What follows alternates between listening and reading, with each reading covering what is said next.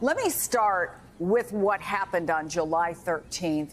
That had been deconstructed in the days and weeks following it. But what new did we learn here?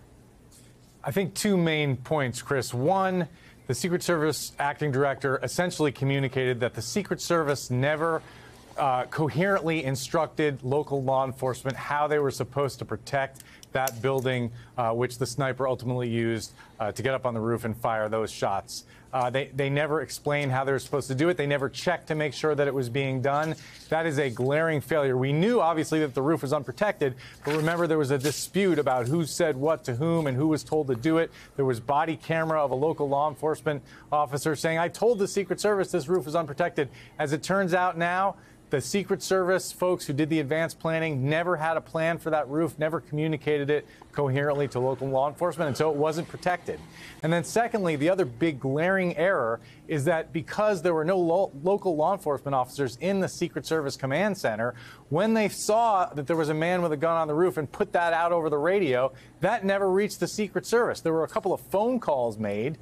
So one Secret Service agent, according to what we just heard today, got some news on the phone, but never passed that on to the rest of the details. So the detail up on the stage protecting Donald Trump never knew that 30 seconds before the shots were fired, the police had discovered someone with a gun. Had they known that, they could have tackled Donald Trump to try to get him to cover. Everyone would have known there was a threat, but that did not happen. Those seem to be the two most glaring failures that he identified, Chris. You compare that, Evie, with what happened on the golf course in Florida, and he's very pleased with the way the response went through. Obviously, no one was hurt.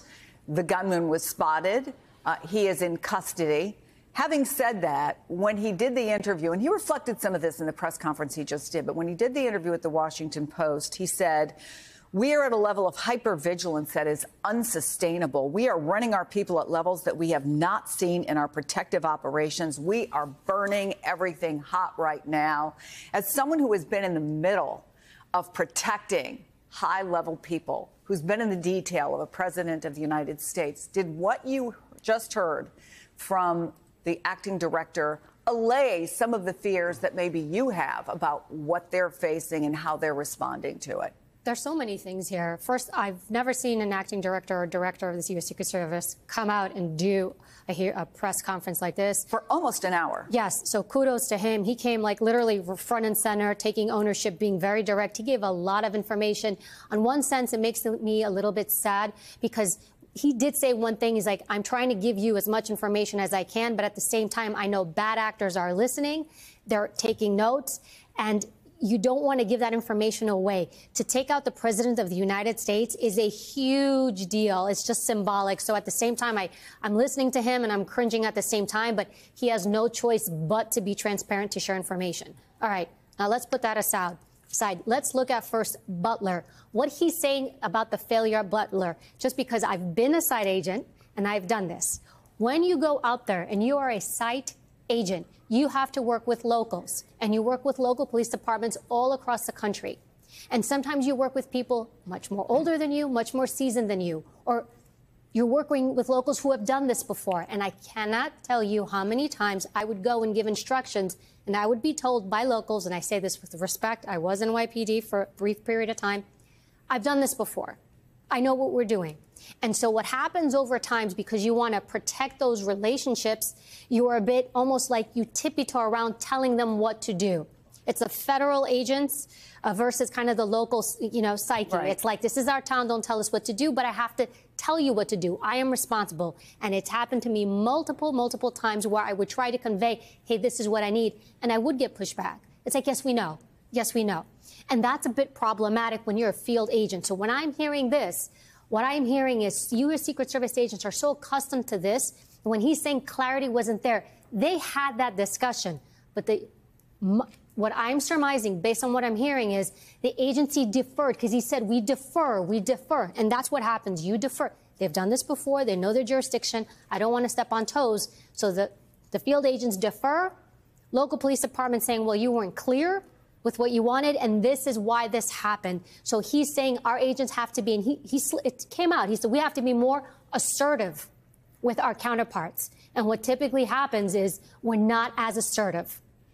So That leads us, Jim, to where we are now, and the fact that we heard unequivocally again from Director Rowe that this is a problem that they have. They are running their people ragged, essentially. 400 more coming online, but he also said it could be 4 or 5 years before they really are trained up, right?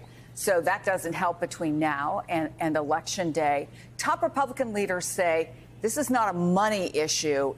It could be a resource allocation or a training issue, or maybe even what Evie points out, this communication issue. What do you see as the issue, and what answers did you get at this press conference? Well, I see it differently. I see the issue being the instant problem, which I feel I like the director, acting director. He's a plain talker. He's just like all the Secret Service agents like Evie and all. They're great people, and they're dedicated, and they want to do the right thing, and he does too.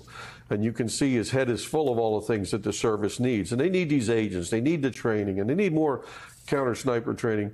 Those are all good things, but that's not the instant problem. As a leader, he needs to focus right now, between now and the inauguration day. That's 4 months. That's the heightened time. So let's not talk about it takes 5 years to train an agent. That's a different problem. We're looking at the failures of two perimeters. The threat here from these last two events is in the bushes and on a barn roof. We're not talking about vector from kinetic things going on. We need to focus right here. Now, let me just put this in perspective. And Evie will tell you, she worked it was her life. The core people around the protected person, they call the shift, that's all Secret Service. That's not outside officers or other federal agents. That's the Secret Service. They're extremely trained. The next level normally is the Secret Service, but can also be, 70% Secret Service sprinkled with some other federal agents or local police. And the third perimeter, which is much larger, can be law enforcement with just 10% Secret Service managing that perimeter. The Department of Homeland Security, Chris, has 80,000 law enforcement officers. Now, you got Donald Trump and Mar-a-Lago, who frequently... yeah, we're almost out of time. So your suggestion well, I'm just saying, is... They need to sweep those agents in. If they need to put 100 at the golf course down there for the next 4 months, or whatever golf course, or whatever their perimeters they need to secure, because the killer at Butler broke the aura of the Secret Service. He broke the aura.